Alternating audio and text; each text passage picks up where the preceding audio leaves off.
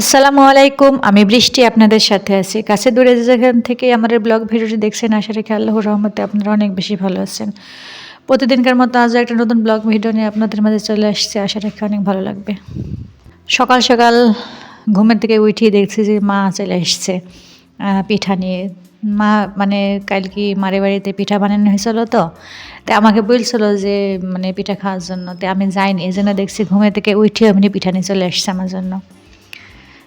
তো ওইদিকে পিঠানি মা ঘরে আছে, এদিকে আমি থালা বাসনগুলো বাহিরে সুন্দর করে বার করে নিলাম। এখন উঠানটাও সুন্দর করে ঝাড় দিয়ে নেব। আর সকালবেলায় উঠান না ঝাড় দিলে ভালো লাগে না, এই জন্য আগে আমি উঠানটা ঝাড় দিয়ে শুরু করছি ভিডিওটা আপনাদের মাঝে। তো এদিকে উঠানটা ঝাড় দিচ্ছি আর এত পরিমাণ ধুলা। আর আজ দুদিন খুব সুন্দর রোদ উঠছে বাহিরে। আর শীতকালে বাইরে রোদ উঠলে দেখতে মানে মনটা অনেক ভালো লাগে। তো আজকে সকাল সকালে রোদটা উঠেছে। তো এদিকে উঠানটা সুন্দর করে ঝাড় দিয়েছি আর এদিকে মানে উঠানটা দিয়ে অতিরিক্ত মানে ধুলা উঠছে। তো আমি মনে করছি যে উঠানটা আজকালের মধ্যে সুন্দর করে লেপবো। তো এদিকে উঠানটাও সুন্দর করে ঝাড় দিয়ে আস্তে আস্তে ঝাড়টা কমপ্লিট করে ওইদিকে আবার ছাদে মা বসে আছে, আমাকে ডাকছে যে আইসো পিঠাটা খাই নাও। তাই আমি এদিকে উঠান না ঝাড় দিয়ে ধরেন যাইতে পারছি নি। তারপরে আবার উঠানটা কমপ্লিট করে না ঝাড় দিলে আমার ভালো লাগে না। কাজ হাতে রাখি কোনো কিছু মানে ভালো লাগে না। আর কাজগুলো কমপ্লিট করে যদি কোনো কিছু খাওয়া দাওয়া করি তখন ভালো লাগে। আর সকালবেলা এখনও কোনো নাস্তা করা হয়নি, ছেলেও কিছু খায়নি, আমিও খাইনি।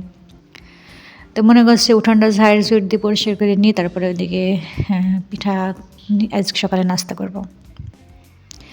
তো আপনাদের সাথে কথা বলতে বলতে এদিকে আমার উঠানটাও সুন্দর করে ঝাড় দিয়ে নেওয়া হয়ে গেল। তারপরে ওইদিকে তারপরে তো ছাদে চলে আসলাম পিঠা খাওয়ার জন্য। আর এই মিষ্টি দইতে বসি যদি পিঠা খাওয়া যায়, পিঠা খাওয়ার মজাই আলাদা। তো এখন এই যে মা এখন পিঠাগুলা সুন্দর করে থাল থালে বের করে নিচ্ছে আর আমি একটা ভিডিও করছিলাম। আর এখানে আমার ছেলেও ঘোরাঘুরি করছে, পিঠা খাবে। আর শীতকালীন শীতের পিঠাটা খাইতে অনেক মজা লাগে, ভালোই লাগে। আর আমার পিঠা আবার মানে যখন করব তখনকার থেকে একটু পরে মানে সকালে খাইতে বেশি ভালো লাগে। তো এদিকে পিঠা খাইটাই তারপরে আবার রুমে চলে আসলাম। আসি বিছানাটা ঝাড়ি আর বাদ বাকি যে কাজগুলো আছে সে কাজগুলো কমপ্লিট করবো আজকে, যেহেতু সকালবেলায় একটু মেলাক্ষণ ছাদে ছিলাম। এই জন্য আজকে তেমন একটা সংসারের কাজও সারা হয়নি। এই জন্য মনে করছি যে আজকে সংসারের কাজগুলো কমপ্লিট করে কিন্তু রান্না করতে যাব। আর এখানে আপনাদের সাথে কথা বলতে বলতে ওইদিকে আমার কম্বলটা সুন্দর করে ভাঁজ করে নিলাম, নিয়ে তারপরে এখানে সুন্দর করে রেখে দিয়েছি। আর এদিকে বালিশগুলো একটু সুন্দর করে গুছিয়ে নিব। আর গুছিয়ে নিয়ে থাকে না অবশ্য, ছেলে অনেক নোংরা করে ফেলে। তারপরে চেষ্টা করি সুন্দর করে গুছিয়ে গাছিয়ে পরিষ্কার করে রাখার। তো এদিকে সুন্দর করে মানে বিছানাটা একদম পরিষ্কার করে ঝাড়ি ঝুড়ি সুন্দর করে গুছিয়ে রেখে দিলাম। রেখে দিয়ে এদিকে আবার খাটটাও সুন্দর করে মুছে নিব। আর এখানে জ্বালানোটা খোলা থাকে তো এই জন্য খাটটা খুব তাড়াতাড়ি ধোলা হয়ে যায়, না মুছলে হয় না। আমি প্রতিদিনই মুছার চেষ্টা করি, সেভাবে তো আপনাদের মাঝে প্রতিদিন শেয়ার করা হয় না। আর আজকে একটু শেয়ারও করলাম, খাটটাও সুন্দর করে মুছে নিছি।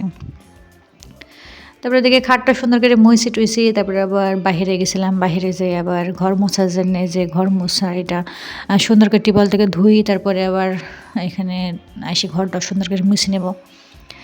আর এটা আমি ঘর মুছি কিন্তু ধুই রাখি, তারপরও আবার একটু ভালো করে না ধুইলে ভালো লাগে না। এই জন্য মোছার আগে তখন আবার সুন্দর করে একটু ধুয়ে নেব।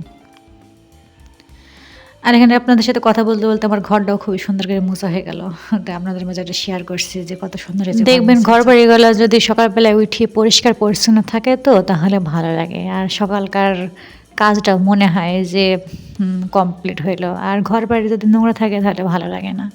তো যাই হোক বন্ধুরা, এতক্ষণ বাইরে আমার ভিডিওটা যারা দেখছেন তাদেরকে অসংখ্য অসংখ্য ধন্যবাদ।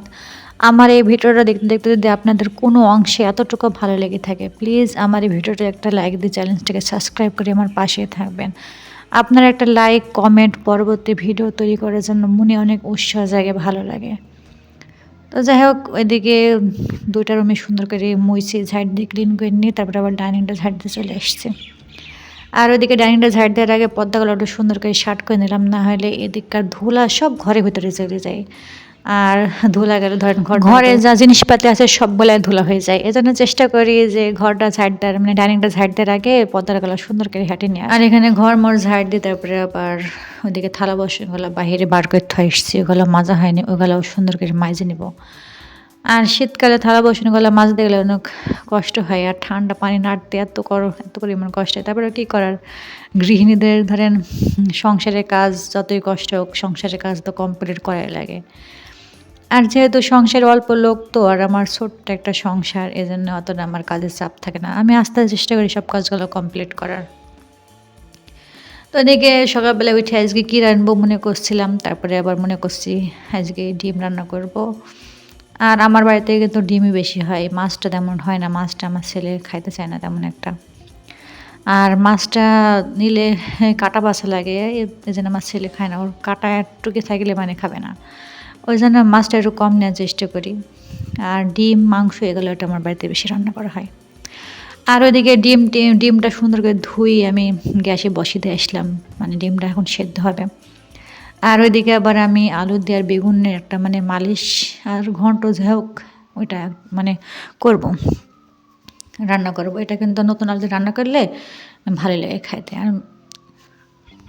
আলু আর বেগুনটা সুন্দর করে কুইটে নিলাম, এখানে একটু লম্বা লম্বা করে সুন্দর করে গুটে নিয়েছি, নিয়ে এখন টিউবওয়েল পরে নিয়ে চলে এসেছি। এখন সুন্দর করে ধুয়ে নেবো, নিয়ে তারপর রান্না শুরু করে দেবো। আর আমি রান্না করার আগে সব কিছু সুন্দর করে ক্লিন করে একবারে ধুয়ে নিয়ে যাই, তারপরে রান্না করি, না হলে বারে বারে মানে রান্নাঘর টিউবওয়েল পরে তা করতে ভালো লাগে না। ঠিক আপনাদের সাথে কথা বলতে বলতে আমার তরকারিপাতিগুলো সুন্দর করে ধুয়ে নিছি, নিয়ে তারপরে ডিমটাও সুন্দর সেদ্ধ হয়ে গেছিলো, তারপরে ওইদিকে ডিমটাও সুন্দর করে বেড়ে নিলাম, নিয়ে এখানে আবার ডিমটা রান্না করবো। ওইদিকে আবার শিলপাটায় মশলাটাও সুন্দর করে বাইটে নিয়ে এসেছি। আর আমি যেহেতু শিলপাটায় বাইটে রান্না করি তো এদিকে ডিমটাও করার পর দিয়ে একটু সুন্দর করে লাল লাল করে ভাজে নিছি। আর ডিমটা লাল লাল করে সুন্দর করে ভাজলে ডিমটার কালারটা অনেক ভালো লাগে খাইতে। তো এদিকে আমি বেশি ঝোল রাখবো না, এরকমই কষানি রাখবো, আর ডিমের ঝোলটা অতটা ভালো লাগে না আমার। তো আজকে সিম্পল রান্না বাড়া শর্ট করে সারা হয়ে গেল। তারপরে ওইদিকে ডিমটা রান্না করার আগে ওইদিকে আমার আলু আর বেগুনের একটা মালিশ সেটাও করা হয়ে গেছে। আর ওই মালিশটা করার সময় কিন্তু আমি একটু কুমড়ো বড়ি দিয়েছি, খাইতে অনেক মজা লাগলো কিন্তু অনেক। আর এভাবে তরকারিটা রান্না করলে খাইতে ভালো লাগে, আমার বাড়ির সবাই পছন্দ করি, আমারও অনেক ভালো লাগে।